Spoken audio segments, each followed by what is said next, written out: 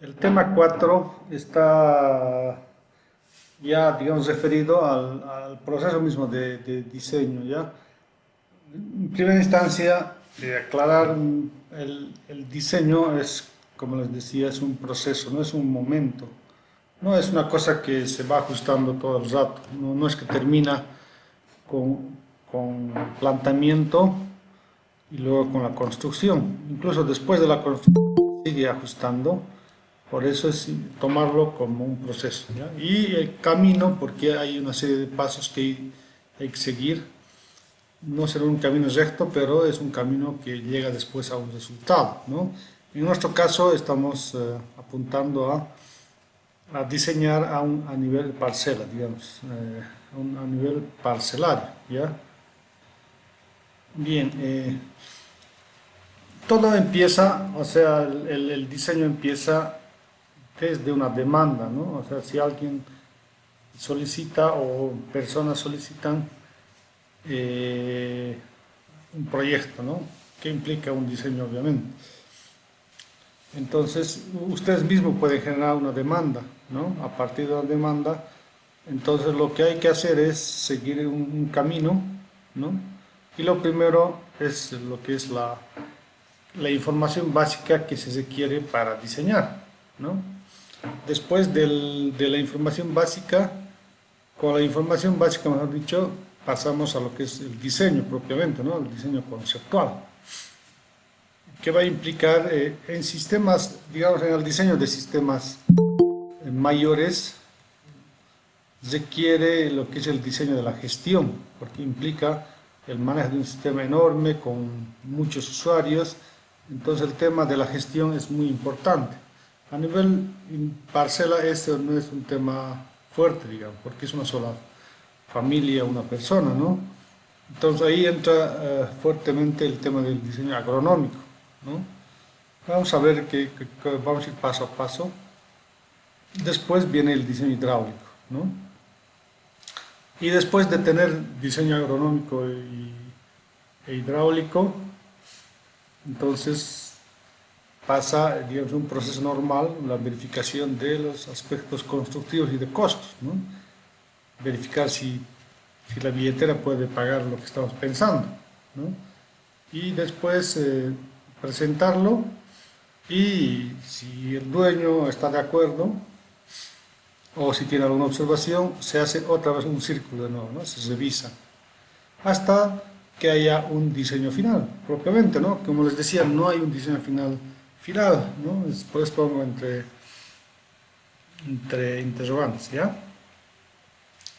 Parte, la primera parte es la información básica, ¿qué se requiere para diseñar, ¿no?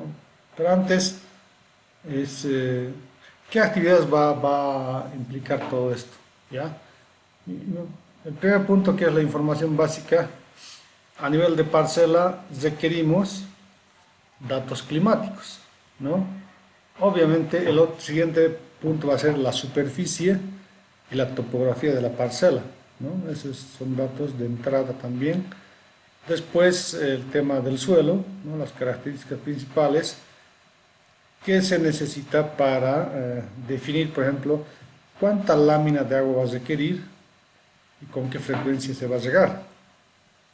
Después está el tema del caudal, ¿no? Caudal y presión para el diseño. Como es un sistema presurizado, hablamos de caudal y presión. Si fuera un sistema de riego por superficie, solo hablaríamos de caudal. El tema de calidad de agua también es importante, ¿no? Sobre todo cuando se trata de sistema de goteo, ¿no? El riego por goteo. Ahí es muy importante porque los goteros son muy susceptibles digamos, al taponamiento. Y después estaría el cultivo, ¿no? Cultivo y labores culturales. Entonces sería la información básica que vamos a requerir y con esa información se pasa al segundo, que sería el diseño agronómico. Entonces, en el diseño agronómico se hacen básicamente dos cosas, ¿no? Cálculo de la evapotranspiración máxima del cultivo, que es, en esencia, el requerimiento de agua del cultivo, ¿ya? Y después, con eso, se determina los principales parámetros de riego y también, en nuestro caso, selección de qué aspersor vamos a utilizar. Y es con nombre y apellido, ¿no? No es un aspersor genérico, es una marca, un modelo que va a poder responder a la lámina que queremos aplicar, la frecuencia que queremos, con qué frecuencia queremos llegar, ¿no? Ese aspersor tiene que satisfacer esos requerimientos, ¿no? Y una vez que tenemos ya satisfecho esta parte, entonces definido qué aspersor, con qué caudal vamos a trabajar, entonces se pasa a la etapa del diseño hidráulico, es decir, qué tuberías vamos a colocar, qué diámetro va a satisfacer la demanda de ese aspersor, porque ese aspersor para trabajar necesita un cierto volumen, digo, caudal y presión, ¿no? Entonces, eso tenemos que garantizar y también qué va, si es el caso, qué bomba vamos a utilizar, ¿no? Entonces, esos son los pasos que vamos a seguir. Entonces, el primer caso es el tema de los datos climáticos, ¿ya? ¿No? Esta es la información básica y todos los datos climáticos, ¿ya? Entonces, ¿qué datos necesitamos? Básicamente estaríamos hablando de lluvia, ¿no? Precipitación mensual, temperaturas máximas y mínimas, que son datos que normalmente cualquier estación meteorológica nos proporciona, hora sol o insolación solar, ¿no? O radiación solar, ¿no? También ahora ya están entrando en eso, y humedad relativa y velocidad del viento, ¿no? Esta sería la situación más ideal, ¿no? En el que tenemos toda la información necesaria para determinar la evapotranspiración.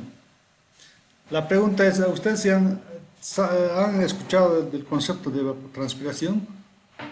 En la carrera o llevan riego, Sí, agroclimatología,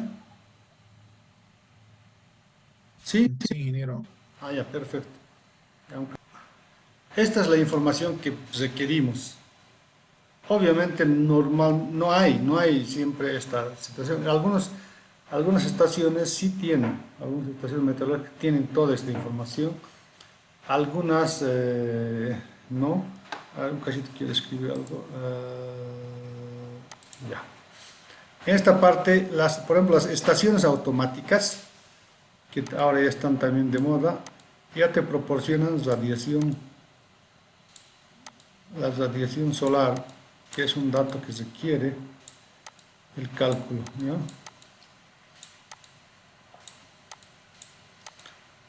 Si tenemos acceso a una estación automática, esta información nos va a dar. Si es una estación convencional de las que conocíamos de antes, nos da hora sol, ¿ya? Que es una cosa que se mide con no sé si conoces una estación meteorológica, una especie de bolita de mago de cristal, que es la que va quemando una banda de cartulina, es una especie de cartulina, ¿no? Y se va diciendo cuántas horas quema, entonces son cuántas horas hay, horas sol en el día, esa información. En cambio, una estación automática ya tiene un sensor que ya te registra directamente la radiación solar, no necesita alguna banda para ir quemando. La humedad relativa y demás, ¿ya? Entonces, el peor de los casos o el peor de los escenarios es que solo tengamos temperaturas máximas y mínimas. Eso sí o sí necesitamos, ¿ya? Sin eso no podemos calcular la evapotranspiración. Bien, en mi caso voy a trabajar con este dato de esta estación, que es de San Benito, allá en el Valle Alto. Y en este caso tengo esta información, ¿no? Tengo precipitación, temperatura máxima media, temperatura mínima media, humedad relativa, velocidad y dirección del viento, ¿no? Tengo velocidad. Lo que no tengo es, fíjense, no tengo hora sol o radiación solar, ¿no? Me falta un dato. Entonces también puede pasar esto, ¿no? En algunas estaciones solo te dan temperaturas, también humedad relativa y velocidad del viento algunas veces, ¿no? siempre va a haber una situación distinta, ¿no? Ustedes van a tener diferentes situaciones, ¿ya? Con esta información, entonces, ¿qué es lo que vamos a hacer? Vamos a calcular la evapotranspiración, ¿ya?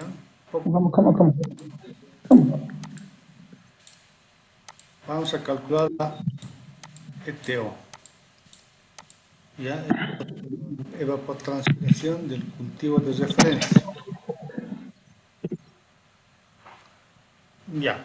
A ver, un poco para recordar qué es la evapotranspiración.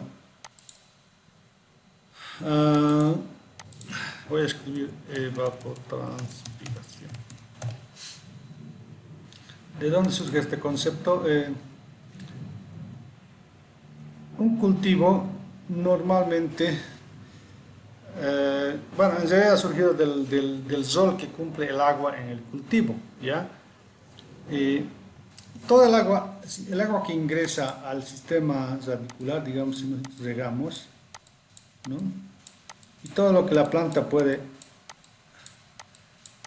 absorber, digamos, a través del sistema radicular, entonces circula por la planta y sale a través de los estomas, ¿no? A esto es lo que llamaríamos la transpiración, ¿no? Transpiración.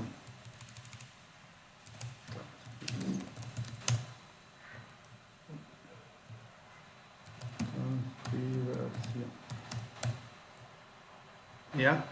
Entonces la planta transpira, ¿no?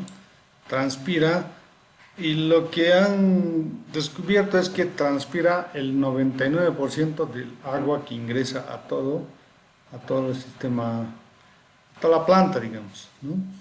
Del 100% que ingresa, 99% transpira, ¿sí?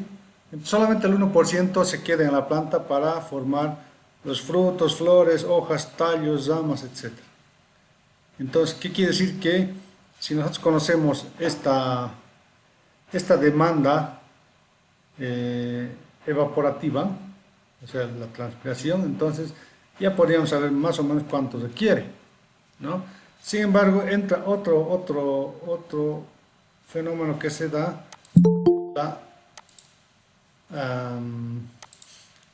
evaporación del suelo, ¿no?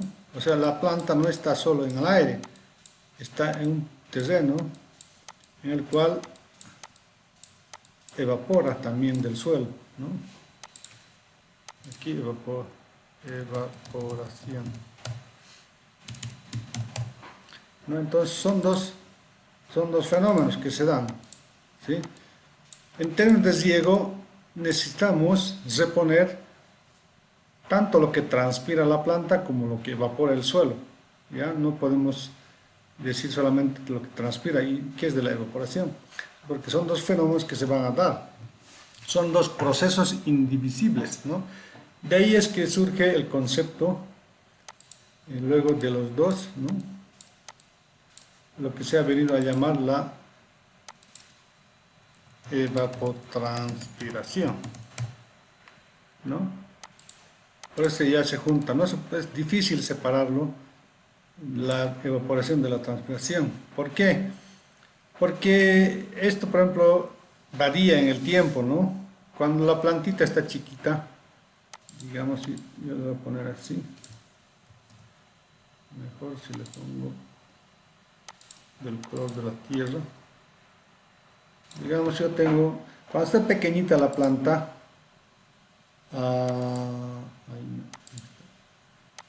cuando la planta está chiquita, digamos, va a estar así, ¿no? O sea, separado, poco follaje, entonces aquí donde lo que va a haber más, lo que va a producir más es la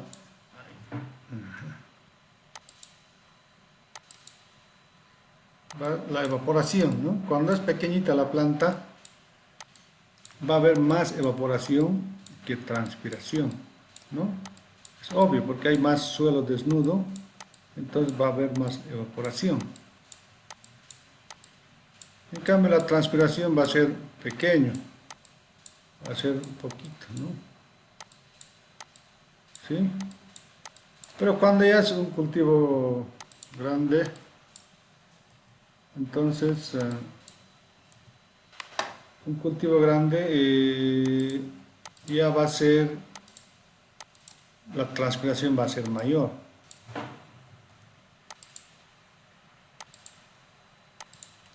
Cuando un cultivo es grande, ya empieza prácticamente a tapar todo, ¿no? Entonces, en este caso, la evaporación va a ser muy poca, ¿no? Ya prácticamente el follaje tapa y cada vez menor. Se dice que cuando ya el cultivo es adulto, la evaporación es casi el 90%, ¿no? Solamente el 10% digo, la transpiración y la evaporación el 10%. Entonces, por eso es que no se separa ambos conceptos.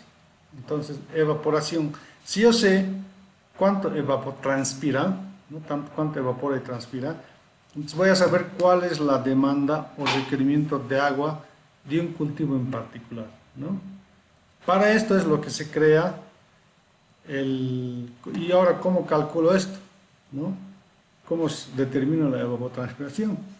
Entonces ahí ha surgido el concepto de la evapotranspiración del cultivo de referencia, o evapotranspiración del cultivo de referencia.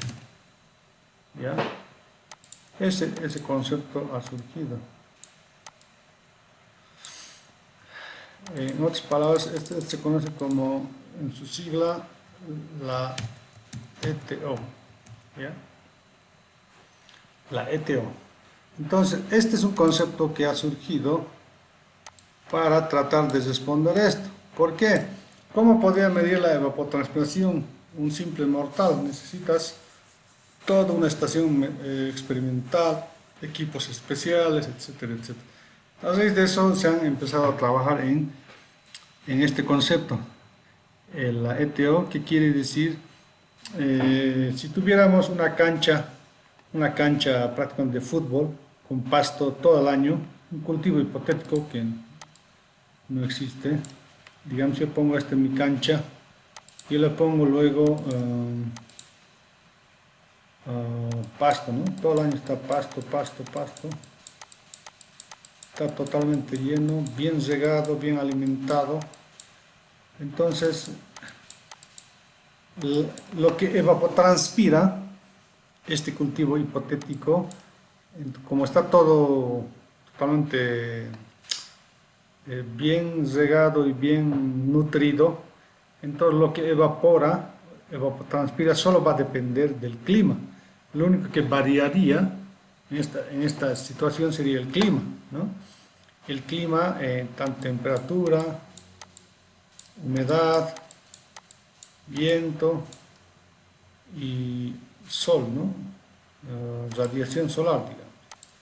Entonces, esta información hace que va a variar en el año, por ejemplo, en cualquier parte del mundo varía esto. Entonces, se asume que si yo logro relacionar la información climática para este cultivo hipotético, voy a conocer cuánto evapotranspira este cultivo hipotético, solamente dependiente del clima, ¿ya? Entonces, con los datos climáticos se ha logrado trabajar en fórmulas empíricas, varias fórmulas empíricas que calculan la evapotranspiración de este cultivo hipotético, ¿ya? Solamente en función de datos climáticos, que todo el mundo tiene, ¿no? En todo el mundo hay estaciones meteorológicas, sean completas o incompletas, por lo menos te dan temperatura, y con esa información yo podría calcular la ETO. Pero la ETO es, si yo calculo, digamos, la ETO todos los meses del año, pero ¿cómo calculo la evapotranspiración del cultivo que yo quiero regar? O yo que quiero, del cual quiero conocer su evapotranspiración. Entonces ahí surge el otro concepto, la evapotranspiración del cultivo, ¿no? Ahí está. la evapotranspiración del cultivo, que no es más que ETC, sería, ¿no? El evapotranspiración del cultivo es igual a un coeficiente por la ETO, así. Entonces, esto va a ser ETC. La evapotranspiración del cultivo, en este caso, por ejemplo, del tomate. Entonces, el Kc es lo que va a variar, tiene un coeficiente de cultivo específico del tomate. Cuando está pequeñito, cuando está creciendo, cuando ya es grande, cuando está la cosecha. Esos valores es específico del tomate. La papa va a tener otros coeficientes. Lo que va a ser similar para todos en una zona es la ETO, porque esto depende solamente del clima, ¿no? De este clima, de los datos climáticos. Con esto voy a calcular la ETO. Entonces, el primer paso que tengo que hacer es calcular la evapotranspiración del cultivo de referencia de este pasto hipotético verde todo el año en función a mis datos climáticos, ¿no? Entonces, cada quien tiene que calcular esto. Ahora, ¿qué fórmulas empíricas utilizamos? Hace dos décadas prácticamente, se trabajaba con la FAO, la Organización Mundial para la Alimentación, ¿y qué más es? No me acuerdo. La FAO es la que ha estudiado todo esto, ¿no? Hasta hace 2 décadas atrás se trabajaba con 4 métodos empíricos o fórmulas empíricas. Después han cambiado, han dicho no, la mayoría está trabajando mal, entonces se han reunido y han dicho no, el método que mejor funciona y que hasta ahora estamos trabajando con eso es el de Penman-Monteith, ¿ya? Entonces, actualmente se trabaja con la fórmula Penman-Monteith. Listo. Entonces, esta es la que manda ahora a nivel mundial. Penman-Monteith dice que es la que mejor incorpora las variables climáticas y la que mejor calcula o estima la evapotranspiración de este cultivo de referencia, ¿ya? Como esta es la más recomendada, entonces también se ha hecho mucho desarrollo para que se pueda calcular, ¿no? Incluso cuando faltan datos. Entonces, a raíz de eso, en Bolivia el Programa Nacional de Riego ha trabajado en una planilla. ¿Ya? En el centro va también una planilla, pero ahora vamos a trabajar con el Programa Nacional de Riego, que ha hecho una planilla que luego después lo han metido a un programa que ahora también se utiliza en la elaboración de proyectos. Esta Penman-Monteith, ¿ya? Entonces, con esta es la que vamos a trabajar, ¿ya?